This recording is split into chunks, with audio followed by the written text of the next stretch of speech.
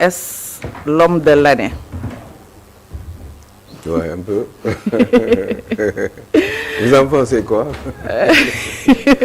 mu dugal leen dañ laaj waa plateau bi nee na ma dugal leen tuuti kon nangu nga ne yow sa rôle mooy dugal ñu. comme ñoo bëgg a dugal dañuy teel a nangu. Bon après il faut noter que ah mais am na leen lu si il topp a sax. eu un grand impact et pourquoi faire Voilà.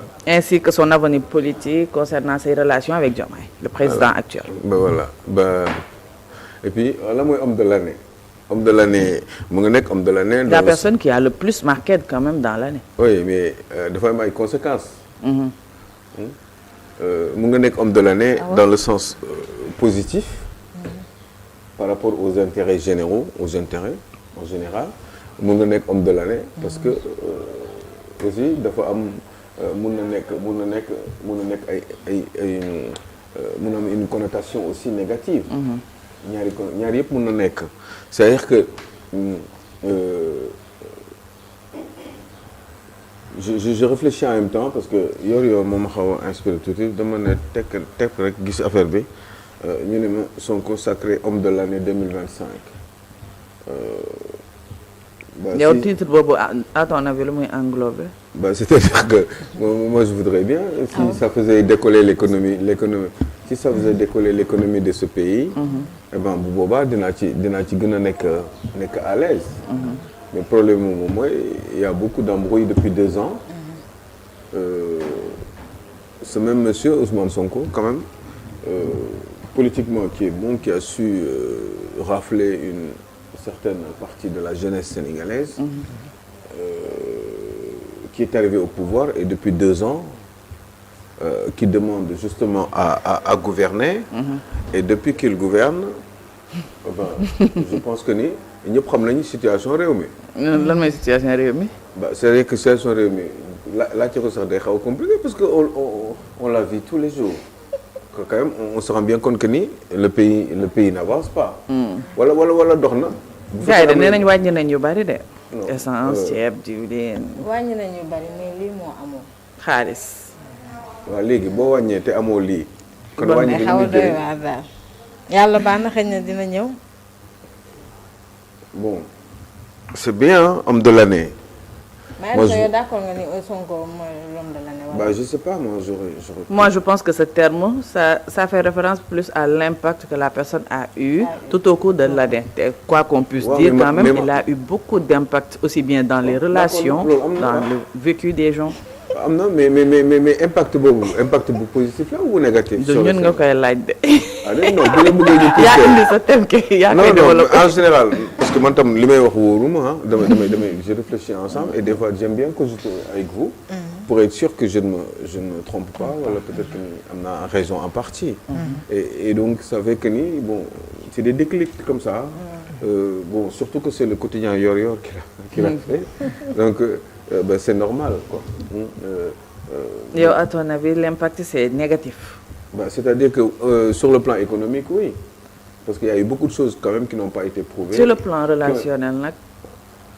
Les relations qui ont eu des problèmes à cause du premier ministre il y a beaucoup de nit yoo xamante ne politique bi actuellement dafa yàq seen diggante. Bon léegi boobu nangu ñu ne homme de l'année nga parce que yaa yàq ay diggante. déet waxuñ moom moo yàq ay diggante peut-être. non dama yàq na yow nangu nga loolu. ñu def la homme de l'année moo tax ma ne il y a plusieurs connotations. mun na am connotation positive ou connotation négative. parce que nga nekk homme de l'année ba pare ñu lay parce que da nga def impact da nga impacté sociologiquement dundinu Sénégalais yi ci côté bu positif. ou ci côté bu négatif. am nga ay problèmes yu bari am na fii quand même ak Ousmane Sonko. Quand même réew mi bu xawee yéex ni tuuti c'est parce que c'est en partie de sa faute. Est-ce que c'est parce que dafa war a yéex pour mu mën a continuer xam na yaa ngi koy fàttaliku ñi nga xam ne ñoom la Sénégal di négocier aujourd'hui muy ay ñoom Banque mondiale Fonds monétaire international et les partenaires en général bi nguuru Macky Sall di dem officiellement ñoom ñi nga xam ne ñoo ñu war a jox xaalis ñu leen di xaar yàkkamti ñu jox ñu ko xam nga parce que dañ ko soxla xaalis boobu pour liggéeyal suñu réew. ñooñu bi Macky Sall di dem dañu ne réew mi situation bi mu toll ni baax na mooy les clignotants étaient au vert. xam ndax dégg ngeen ko wala dégg. si. Même ministre ñi chargé de l'économie et du budget je crois que c'était Abdourahmane Sarr nee nañu kii bi baaxoon na dundin bi baaxoon na économie bi soutenir na ko. yaa ngi dégg je ne sais plus quelle expression il avait utilisé mais c'était le sens bi nga xam ne mooy mën nañu góorgóorlu quoi ni mu mel nii mën nañ ci départ. comprendre nga bon après le coow gi bari y a eu beaucoup de problèmes par rapport à l'économie parce que ki ko njëkk a wax ba nit ñi commencé di ci xalaat mooy encore le premier ministre qui est sacré homme de l'année par Yoor-Yoor moom moo ne dafa am ay comptes yoo xam ne dañ ko da ci fekk ay 1000 milliards. loolu bokk na li tax te loolu am na ñu ko gëm bi ñu koy wax. bon ñooñu ko gëmoon bi mu koy wax au départ te ñooñu war nañu mën a taxawaat bi la même am nañu ko gëm donc c'est faux. ba moom ci boppam contredire na ko wax ne nee na du ay nit ay compte la compte état la. bon man pour man boo nekkee. mais économiquement ñoom tout le temps dañuy jouer sur l'économie parce que Sénégal après dañ lay ragal. boo nee dafa am ay plus de 4000 milliards de francs CFA 7 milliards de dollars yoo xam ne kenn xamul fu mu jaar. bon ben aussi. dette cachée. waaw donc yooyu yëpp day poser un problème ba pare après le ministre de l'économie Abdourahmane Sarr dellu soir ne c'est un non-sens ci diggante bi Macky Sall wax na ko aussi ne que dette kenn mënu ko cacher yooyu yëpp dafa indi ay problématiques par rapport à l'économie de ce pays à l'équilibre de l'économie de ce pays qui était quand même au départ qui avait les clignotants ouverts. mais ñoom li ñuy souligner tout le temps mooy état bi nga xamante ne bon il y avait des clignotants ouverts comme tu dis mais loolu c'était peut-être sur l'aspect assez superficiel en profondeur ñoom ils disent que dëkk bi dafa am état boo xamante ne noonu la ko régime précédent bi bàyyee. et qu'il fallait régler cela au préalable donc transition bi moo tax économiquement actuellement mu metti parce qu'il y a beaucoup de choses yoo xamante ne dañ ko war a régler. concernant surtout les par exemple transition on est un pays pauvre boo xam ne depuis 40 ans y a am na liggéey yoo xam ne ñi ko waroon def defuñu ko am na ñu commencé ñi ko commencé Abdoulaye Wade Macky Sall am na yu ñu def lu baax am na lu ñu def yoo xam ne dafa safaana waaw léegi dëkk boobu kay mënul avancer il faut du temps booy xool réew ni ñu koy avancer loo ci wàllum économie c'est vrai que waroon na mën a gën a gaaw bu fekkoon ne ñi jiitu woon gënoon nañu góorgóorlu mais yu bari dañ ko yéexaloon xam nga ndax yaa ngi di fàttaliku wala ngeen lire ko ajustement structurel bi nga xam ne moom moo daloon Abdou Diouf dans les années ci fin wu année 80 fin wu enfin juste un petit peu 2 ans avant 2000 coow bari woon na coow ba dañ ko obligé imposer Sénégal pour mu redresser waat son économie par cet ajustement structurel là pour ñu bañ a defati lu leen neex parce que apparemment c'est comme entreprise buy waaj a daanu ñuy expert comptable yi ñëw ne ko ne entreprise bi donc il faut nga redresser entreprise bi te nii ak nii nga koy defee te pour def ko il faut am ay sacrifice te sacrifice yooyu il faut mu feeñ ci employé yi loolu moo daloon Sénégal Abdoulaye Wade bi mu ñëwee nee na ñun soxlawuñu xaalis on avait suffisamment d'argent Abdoulaye Wade wax loolu voilà il est resté 2 mandats 12 ans voilà bi mu fi toogee aussi am na yu mu jot a def commencé na di changer état d'esprit sénégalais yi ci réew dañ koy tabax pour réew ñu développer ko il faut ñu am ay grandes infrastructures mais yooyu ñi xam ne xam nañu àdduna ni muy doxee ak voyage yi ak yu demee noonu ça m'étonne pas d'Abdoulaye Wade parce qu'il a fait quand même à peu près le tour du monde waaw muy ñëw ci nguur gi xam na Occident comment ça marche xam na les pays développés comment ils avaient fait pour se développer ba tollu niveau bi léegi mais changement de régime est-ce que du mooy laaj voilà parce que moi je me rappelle début Macky Sall dëkk bi dafa Macky c'était à cette époque voilà bon début Abdoulaye Wade je m'en rappelle pas mais début Macky Sall aussi c'était très difficile économiquement donc oui, est-ce que c'est pas le changement de régime mooy côté bu bon bi nga xam ne waa kër Abdoulaye Wade bàyyi woon nañ ko fi aussi kon loolu mooy répété wu nii rek kon donc ba oui loolu mooy répété wu Macky Sall am na yoo xam ne dafa safaanu ci façon yi liggéeyam bi cette bamboula là qui existait avant loolu rek la gars yi bi ñu ñëwee waroon régler ba pare continuer di liggéey ak la communauté internationale essayer de récupérer le maximum d'argent liggéey et puis def lu ñu neex ba pare li fi daan am moom vraie transparence nag parce que transparence amul woon quand même ci yenn régime yi ñu jiitu woon te foofu Pastef a eu raison parce que quand même ñii dañ doon def lu leen neex et puis lu gën a doy waar mooy da ngay sàcc te kenn du la te du am preuve parce que ci ay surfacturation lañ lu ñu war a defaree téeméer gars yi ñoo defal la ko junni. te sénégalais ñoo koy fay. loolu moo tax ñenn ñi riche te kenn du leen mën a prouver te kenn du leen mën a jàpp ni sàcc nañu mais da ngay gis ni am nañu alal. mais doo gis ni sàcc nañu.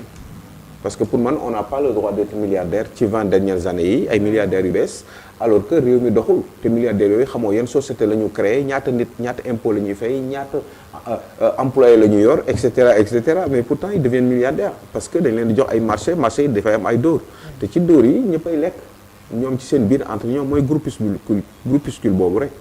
donc façon yooyu moom moo tax réew mi weccet yooyu yëpp bu ñu ko téye woon xëy na amaana dañ mën a lijjanti problème mu abri provisoire yi wala lijjanti le problème de l'éducation wala lijjanti plein de choses yoo xam ne se concentrer sur des projets d'investissement waaye xaalis boobu ñoom tuuti la ñuy def li si des ñu séddoo ko ci seen biir ça a toujours été comme ça donc bi ñu ñëwee nag wax dëgg yàlla ils devaient se battre ñoom pour continuer à coopérer avec la communauté internationale tout en étant beaucoup plus lucide par rapport à l'économie mondiale parce que économie mondiale dafa am nu muy doxee mënoo ne ñëw rek taxaw nga ne FMI baaxul alors que FMI moo lay jox xaalis parce que yow xam nga ni da nga soxla xaalis pour tabax parce que mëtagoo c'est pas de ta faute yow miy doog a ñëw waaye dafa am ñoo xam ne ñi la jiitu dafa am ay donc defoon nañ lu baax mais am na ay yoo xam ne dafa safaano ci liñ daan def yow loolu il faut nga corriger ko nag c'est pas s'embrouiller avec la communauté internationale parce que ñoom duñ ci dara parce que li ñu leen jox yëpp ñi leen waroon jox yëpp jox nañ leen ko sauf que la différence xam nga mooy lan mooy li ñu leen daan li ñu daan recevoir ñun suñu autorités yi est-ce que daan nañ ko dugal fi ñu ko war a dugal parce que loolu moo tax ngay gis ay ministres ay DG jékki-jékki est-ce que gis ngeen Sénégal un monsieur ou une dame bu nekk ministre de la République très rarement boo leen gisee ay benn la wala ci 100 wala yooyu xam nga ngeen gis ni mu nekkoon autorité amoon ay responsabilités ci régime muy régime yi jiitu ngeen yeewu suba teel mu pare régime boobu daanu mu dem wuti liggéey feneen dem leen xoolal leen seen ministre yëpp boo leen yeewu suba teel ngeen laaj leen ku si nekk te ñu nekkoon ci régime Macky Sall ku si nekk lan ngay liggéey. li ñuy liggéey. waaw en général du ñu liggéey. en général du ñu liggéey te kenn amu ci ki ñàkkoon kër léegi am nga kër au minimum buy mat 500 millions te fayuloo ko te. Parce que kër quand même 500 millions normalement bu dee dafa jaar yoon dëgg-dëgg mu dépendre ci sa salaire kese bu fekkee ni valeur bi 500 millions la xaalis bi dañ la ko lebal. ngay après nga koy fay ndànk-ndànk mais en général ñoom seen kër yi. cash lañ koy dóor mu daanu ci ay juróom benn weer. yooyu yëpp xaalis yooyu boo ko dajalee ci foofu la corruption di amee. te loolu dafa war a jeex moo tax régime bi quand ils sont arrivés foofu noonu mën nga fa nekk homme de l'année. mais quand tu poses la question de savoir et pourquoi faire. C'est comme si non ban njëriñ la am être homme de non xam nga boo gisee ma laaj ci loolu c'est parce que pour nga boo nekkee homme de l'année eh ben c'est parce que par exemple nee nga léegi corruption dootu fi amati mais corruption am na fii ba tey ci régime bi nii yàlla xam na ko. bon ñun homme de l'année bi ñuy wax. mais doo mën a cibler nit ñi am na ay entreprises yoo xam ne tey jii nii ci Sénégal nii fi may wax ak yow nii bu ñu la waxoon li fa xew c'est même pas la peine nii fi ñu toll nii ak ay nit ñoo xam ne leen jox ay marché comme ni ñu ko daan defee.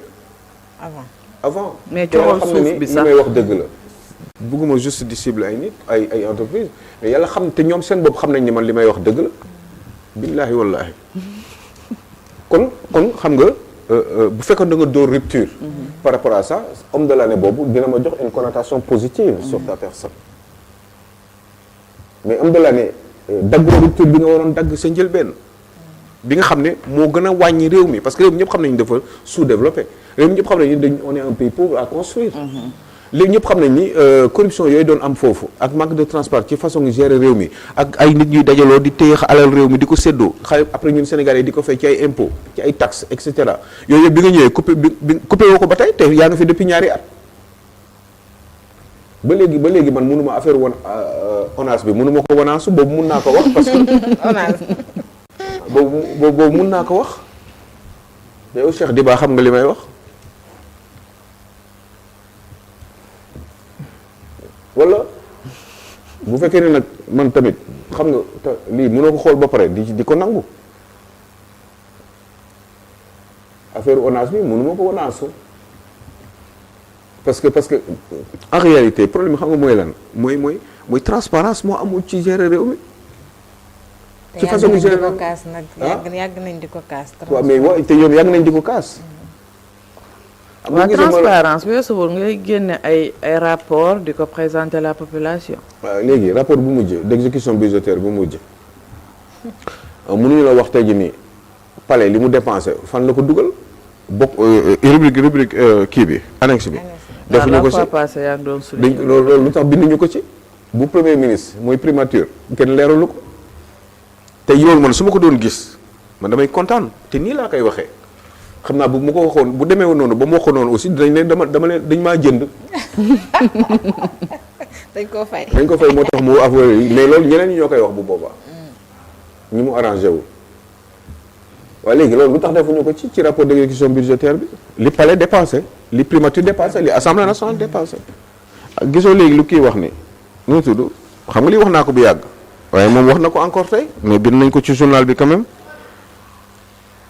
Le président Diomaye nous doit des explications sur les revenus pétroliers bi tam beneen la bu mujj non retracés dans les déclarations waaye léegi pétrole bi ñun ñoo ko moom dañu ne constitution moo ko wax les ressources du pays appartiennent au peuple maanaam yow pétrole bi yow sa yëf la ak yëfu Badou Gara Badou sama turandoo la sama yaay Badou la Aline mooy Badou quoi. xam naa rek gërëyee nga quoi comme moom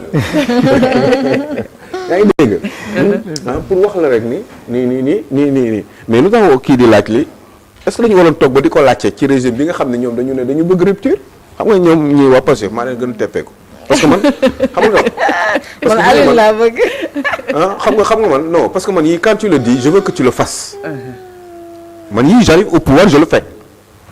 Ah, c'est facile de dire cela dès qu'on est dehors. Ah non, revenu pétrolier lu ñu moom constitutionnel les revenus appartiennent au peuple sénégalais peuple sénégalais war a xam fan nga dugal xaalis bi yow doo ko ne ba ñu ay nit ay kilifa ci wax kii moom mooy forum du justiciable mais man ñaar li ma wax ni man yàgg naa ko wax Babacar Ba ay naab ba waxtaan la rek ndànk quoi ndànk pour ñu comprendre waaye léegi nag lii lan nga ko mën a expliquer waaye da waxoon rupture est-ce que war nañu woon toog ba di poser question bi nii ñuy nëbb ay mbir pourquoi ñu koy nëbb ndax lan mooy problème bi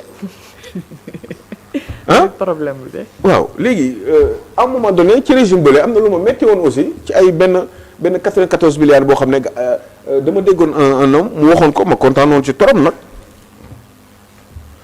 mu ne 46 milliards yi gars yi dañ ko séddoo affaire TF foog naa 1794 xaw ma yooyu noonu xaw ma ndax déggoon ngeen affaire 94 milliards yi. je pense que amoon naa léegi benn waaye nee na yàlla dimbali na ko mu am mu gis kii bi mu gis 46 milliards yi xam ngaa yi ko séddoo xam banque yi ñi ko séddoo ak seen banque yeeg yëpp ak ku si nekk ñaata nga ci am mën ma ñëw ci nguur te bi ma koy wax maa ngi ci opposition mais du ma ko def fànn Sénégal gis ni nii li ma doon wax lii la demee. waaw léegi moi j'arrive au pouvoir pour toujours l'homme de l'année qui arrive au pouvoir ay nit daan ma complot mu wóor ma ni aw ma woon doole parce que ñoom ñoo yoroon nguur yàlla def man ma yor nguur mais du ma wax lan moo tax gars yi li parce que ba tey kenn xamul complot bi lan la. te bëgg nañ xam. waaye léegi parce que man loolu dina ma réfléchir ci lu bari te dina changer sax sama attitude par rapport ak beaucoup de choses mais lu may njëkkale mooy naa leen wante ji nii la tax ñu complot ma dégg ay nit ñoo xam ne nee nañu ay diw ñi dee Macky Sall moo leen rey mais damay wane affaire bi ndax dëgg la maa ngi ci nguur léegi maa ngi këyit yëpp. te foofu il faut aussi parce qu'il y a beaucoup de personnes actuellement su fekkee dañoo rejoindre le camp Pastef c'est justement par rapport à ça. mais parce que dañu gëm ni Macky Sall moo rey ñooñu waaye léegi du ma ko prouver benn yoon ñu xam Macky Sall mooy kan au-delà de liggéey bi infrastructure yi mu def fii à quel point il est mauvais man dama bëgg ñu prouver ma loolu léegi parce que loolu bu ñu ko wanee rek léegi après xool waxtaan amatul. lu ñuy wax ne lu olof di wax xanaa wax day fin bu boobaa. dina fin kay. waaye léegi mais loolu pourtant amul mais yooyu boo ko defee man dama naan yow homme de l'année nga. homme de l'année nit ki doo ko bàyyi. non Farba Ngom ne chose homme de l'année bi waaw non c'est bien moi je suis homme de l'année boobu nag damay kontaan parce que dama naan kii dëgg vraiment mooy homme de l'année parce que kii li muy défendre mooy rupture boobu man Alioune Sow loolu laa bëgg. parce que man dama gëm ni réewu fii nii Afrique en général même surtout bi corruption moo ñu yàq. l'Afrique moom loolu mooy seen problème yaa ngi dégg bokk na ci li ñu gën a renforcer dans notre pauvreté. te da nga leen gis ñoom ñii ñëpp xam nga dañuy ay bitim réew la ñuy dem di faju ji barki dem ma dégg Yancey Fall dafa dem faju ji France je sais pas hôpital principal amul ay nit ñu baax yu ko mën a def mais ñële loolu lañ doon def. suñu président et en France bu fekkee par exemple bu dee France la da nga dem di. waaw suñu président seetaan bu fekkee da nga dem di fa faju bu dee da nga dem di fa faju mais boo amul sécurité sociale ak mutuelle mais yow surtout ça dépend ci nga nar a hospitalisé ak yi demee noonu mais su waa ji ay man je te garantis 1500 euros par jour surtout bu fekkee ne autorité nga te loolu état moo koy fay. Macky Sall fayal na Tanor Dieng li mu toog foofu yëpp fayal na ko toogaayam boobu ni ba muy làqu ci xaalisu réew mi sama waajur man maa si jàpp ba mu làqu fii nii Sénégal wala boobu est-ce que vous comprenez le truc. Pour un pays sous-développé xam Macky Sall moo fayal Tanor Dieng li mu kii yam li mu fay li mu doon kii fële yëpp li mu dépensé fële yëpp. ñaata weer la ko yàlla yërëm. amiin. waaye yow sa waajur bu feebaree yow foo jëm principal sax doo fa dugg waaye léegi ki nga xam ne ñu ngi xuloog France di werante surtout ci lu mujj nii ka ma jàmbal bi dinaa la jox machin et cetera mais je sais pas toogal Sénégal ñu faj la quoi wala nga wax sa médecin mu ñëw parce que vous êtes ministre de la République ça coûterait moins cher waaye da nga dem France faju ji France dégage. te ku jaaxle dem France. ñoom ñëpp nag aussi vacances da nga dem France wala Canada wala béréb yooyu ngay dem vacances ak say docteur yu si bëri nag dama laaj leen ana seen doom yi nii laaj leen ana seen doom yi. presque kenn nekk fi. Avenir politique de l'homme de l'année. Je sais pas si vous comprenez ce que je dis. Si. L'avenir politique de l'homme de l'année. L'avenir politique de l'homme de l'année. Ses relations avec Diomaye. Oui, ses relations avec Diomaye aussi. Diomaye. Xam nga parce qu'en même temps aussi Ousmane Sonko a été le patron de Diomaye mais aujourd'hui Diomaye est son patron. waaye loolu neexul a nangu de. La République est au-dessus de tout. Carrément. te République nee na. Diomaye yow la quoi yow la ba 2029 yow li ngay xalaat loo xalaat baax na am nañu confiance ci yow loo def noonu la parce que yow la ñu fi teg ba boobu ñun dénk nañ la suñu bopp waaye léegi Diomaye à un moment donné xëy na il avait l'air d'être en symbiose avec le Premier ministre mais à un moment donné il a été rattrapé par certaines réalités du pouvoir. Il semblerait. Il semblerait. fii amul loolu non déedéet il semblerait mais ñun bi ñuy doog a dugg Sénégal bi kii doon doog a ñëw le passé ak coalition Diomaye ñëw ci nguur gi mais amoon na 1,6 milliard yu waroon ñëw il y a juróom benn weer ci ginnaaw 1,8 milliard de dollars. yu waroon ñëw loo xam ne nguur continuité la ñi ko waroon jiite. waaye léegi tey ñu ngi jéem a taxale di am 40 milliards fii di jéem a machin ci ay ci dëkk bi ci koñ yi ni koñu Gabidjan yi wala Côte d'Ivoire. te xaalis yooyu ñi koy joxe ce sont les en général les hommes d'affaires seen xaalis yi nekk ci banque yi li ñuy jël dajale ko jox ko Sénégal pour mu fay ay fonctionnaires am ba pare faire fonctionner l'État en attendant il y a aucune forme d'investissement en tout cas pas majeur gis ngeen fi benn affaire bu gars yi def fi dëkk bu taxaw ay 20 milliards yooyu Sénégal dépassé na 20 milliards Sénégal un pays pétrolier am nañ yeneen teen yoo xam ne pétrole yoo xam ne kenn exploité gu ko ñu nekk un pays pétrolier bokk léegi OPEP organisation des pays exportateurs de pétrole mais ba léegi doxul parce que on a juste pas d'argent parce que affaire de taf yëngal la fu ñu toll nii te loolu il faut le régler il faut le régler waaw sama grand yi ñoo ko doon wax taf yëngal grand Youssou taximan nekk France heure bi waxtu bi xoj nañu Aliou naa nga résumé brièvement rek ah heure bi xoj nañu nga résumé brièvement rek mais pour wax la rek ni ces relations lii je crois que nii c'est fini quoi amatul point de non-retour parce que ku dem bay wut permanence yaa ngi ci beneen cap léegi mais cap bi peut-être cap bu réaliste la leen kese la mooy seen relation bi may wax nii léegi ñoom ñaar nañu góorgóorlu l'ancien patron plié wu rek ci nouveau patron bi en attendant. 2029 parce que nangu ni topp nañu 2029 nar naa neex. oui yàlla nañ fa àgg ak jàmm ak salaam. ci kàttanu yàlla bon laaj nañ ko mu ne xamul ndax dina ko fi fekk Diomaye wax na dëgg parce que mais moi je voudrais juste lui demander quand il se rase tous les matins la barbe est-ce que taxaw ci seetu bi moom est-ce que mi ngi xalaat Sarkozy moo ko doon wax ñu ko nekk bu nekk ministre des quoi de l'intérieur ñu naan ko est-ce que vous pensez être candidat aux élections présidentielles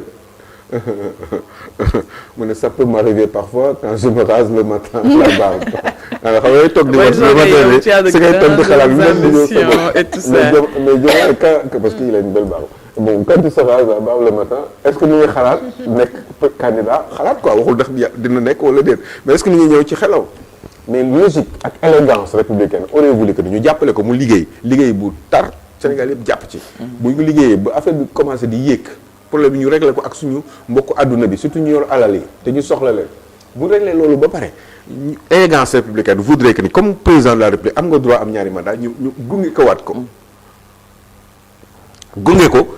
topp ko encore. ñu gunge waat président Diomaye. mais bu fekkee liggéey na mais à travers bu fàtte na c'est un président par défaut. waaw un président par défaut ça joue sur une économie par défaut. Ah, c'est des répercussions. Eh bien, tant pis pour vous, et pour nous, et pour moi, et pour tout le monde. Sauf que moi, je n'ai pas besoin de passeport diplomatique, puisque j'en ai un à vie. Ah, ñun dinañ toog gérer ko. Yàlla baax na. Pour le meilleur et le pire. Ah, ñoo leen fal. ñoo leen fal. yow ko gérer. pour le meilleur et le pire. mooy ndaw si la waxoon rek ba pare mais grand affaire dama bëgg passe taxi de. ma ne ko mais demal seeti waa ñoom joxul passe. kaddu tàggatoo yi. leen sant bu baax a baax nga présenté waale say meilleur ba at bi jeex na. at bi jeex na. game over. yàlla na yàlla sàmm. amiin yàlla na yàlla suturaal. amiin yàlla nañu yàlla dëgëral suñu cër. yàlla mosuñu seytaane. yàlla indi beaucoup de paix sociale dans ce pays. Paix dans les cœurs et dans les esprits. J'aime bien que les gens s'opposent, mais qu'on le fasse de façon saine. Oui, et dans la rigolade. Vraiment. Di kii. nañu yanoo politique bi moom vraiment c'est trop. Man j'aime bien des fois di ko kaañoo di ko machin comme c'est un homme public di ko kii daal. histoire de faire baisser la tension. waaw di ko titiller xam nga. c'est vrai que ni di wax ak costume yu bon yi mi sol xam nga yooyu yëpp dama ko j'aime bien di ko wax. dee koy aal. dee koy aal sa yos. non mais c'est que jotu ko quoi. donc di leen sant bu baax a baax di leen gërëm je suis content yal nañu yàlla suturaal yal nañu fekkee ay at yu bare. amiin yaa rabbi que le pays soit en paix. que Walfadjri évolue que Walfadjri merci beaucoup. Walfadjri am lu bare ñun ñëpp ñu gudd fan am beaucoup de santé. amiin ñi amul jëkkër am jëkkër. ba ñi amul jabar aussi am jabar. amiin on a beaucoup d'argent. ba du garage yal na la yàlla sàmm. amiin et puis particulièrement une femme boo xam ne moi je l'aime beaucoup. sama sister la sama xarit la. Penda Diallo Gueye di ko ñaanal yàlla mu gudd fan am beaucoup de santé ndeysaan ak de bonheur ci njabootam gi yàlla may ko mbégte daal mu delluwaat màkk delluwaat ba ne bëggatuma et puis maman Ndeye Thiam aussi sama yaay ji baax jooju nekk fële. merci